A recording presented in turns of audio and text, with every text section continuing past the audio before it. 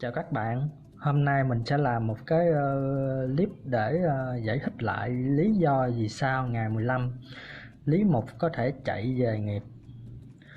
Như bài viết trước thì mình có viết chữ thì nó rất khó hình dung, nên hôm nay mình sẽ quyết định làm cái video này có bản đồ, biểu tượng đồ để các bạn dễ thấy. Như các bạn thấy thì thật ra thì cái bản đồ này chỉ là tượng trưng thôi, chứ thực ra là tất cả những người này là chỉ là một điểm nhỏ ở cái vùng này thôi. Nhưng mà mình không có bản đồ nhỏ nên mình lùng cái bản đồ lớn này cho nó dễ thấy. Ở đây cánh trái là mình có Mông Điềm, Kỷ Tệ. Trung quân là có là Lý Mục, này là Hương Ương, Điền Lý My, Dương Tiễn, này là Tính Chẩu nè, Động Trà, Mã Nam Từ, Chọt. Hoàng Kỵ đang ở nghiệp. Còn Phó Đế một lát nữa sẽ có nhiệm vụ sau, là chúng ta sẽ bắt đầu phân tích kể từ lúc mà Phi Tính nó đánh sâu vào được trung quân của Lý Mục.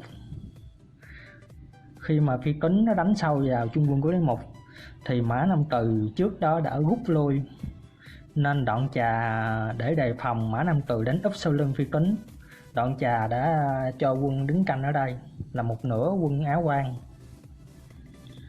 Lúc này khi mà Lý Mục hay tin Mã Nam Từ đã mất tích, Lý Mục đoán được là Mã Nam Từ sẽ từ đây đánh úp xuống Dương Tiễn.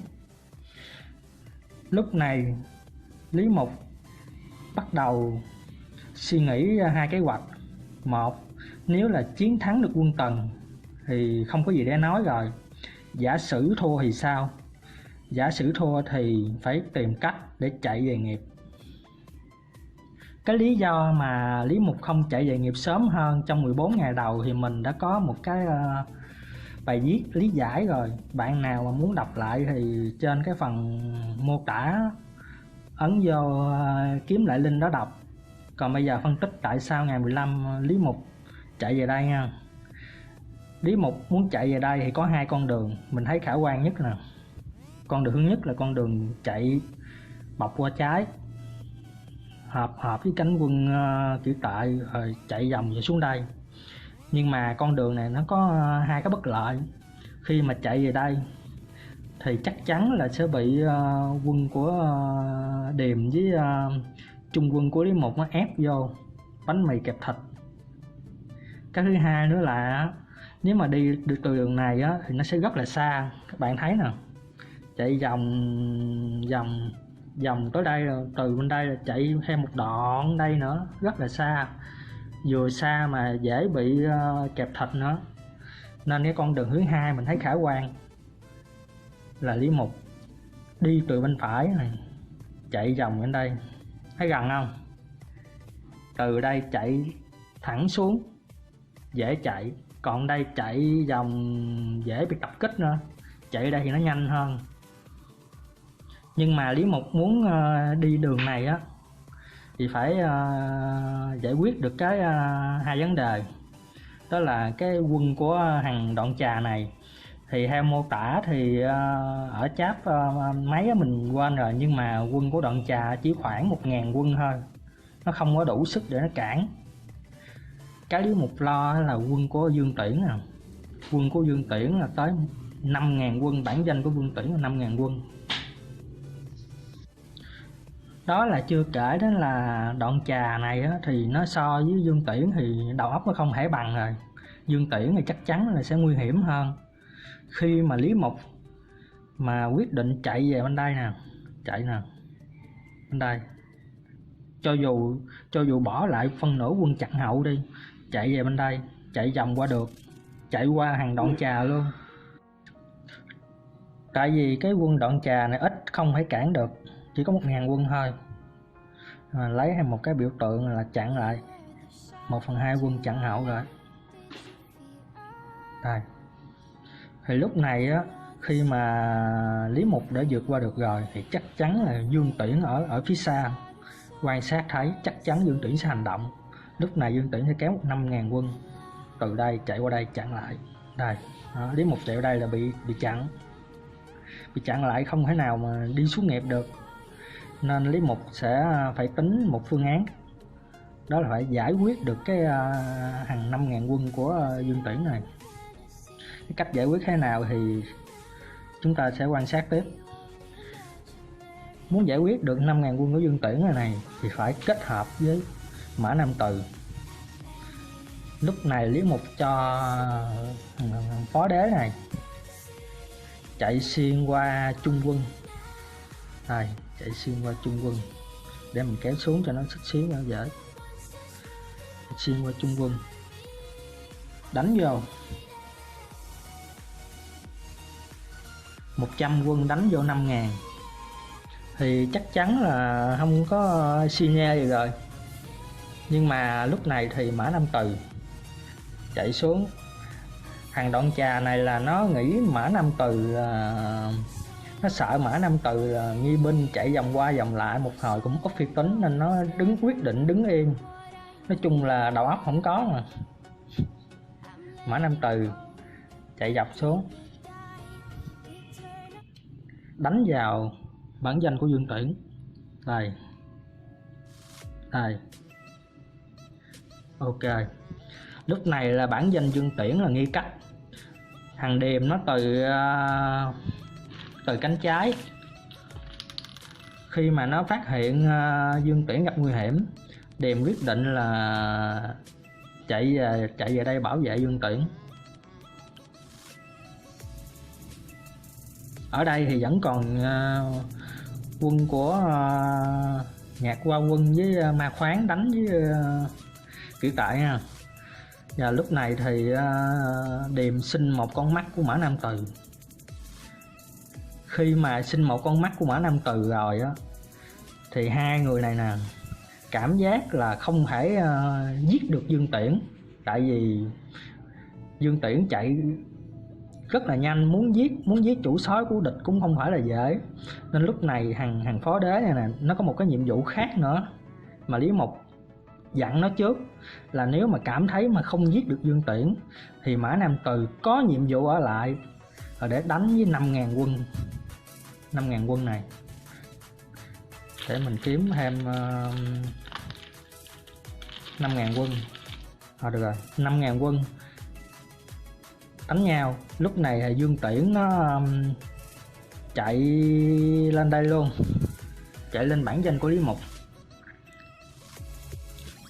Đây, sau khi Dương Tuyển chạy lên, Dương Tuyển, Mông Điềm, Dương Bí một nhóm chạy lên bản danh của Điền Lý My, Hương Ưởng để coi. Lúc này là Lý Mục triệu hồi summon ra lá bài nõn đánh với Tính Lửng. Hai bên đang solo nhau thì nguyên đám này đang quan sát. Lúc này Mã Nam Từ có nhiệm vụ là đánh một nhóm khoảng 5.000 quân hay là 4.000 vậy đó. Nói chung là phần lớn là quân bản danh còn ở đây đánh nhau. Còn Phó Đế có nhiệm vụ là rượt theo Dương Tuyển để đẩy Dương Tuyển từ cánh này chạy lên trên. Khi mà Dương Tuyển bị tách ra làm hai rồi thì Dương Tuyển sẽ không có điều khiển đám quân này nữa. Đám quân này sẽ bị Mã Nam Từ chặn lại, là coi như là Lý Mục đã giải quyết được hai vấn đề là đẩy Dương Tuyển từ phía xa chạy sát lên. Thứ hai là cô lập được nhóm bản danh 5.000 quân này của Dương Tuyển.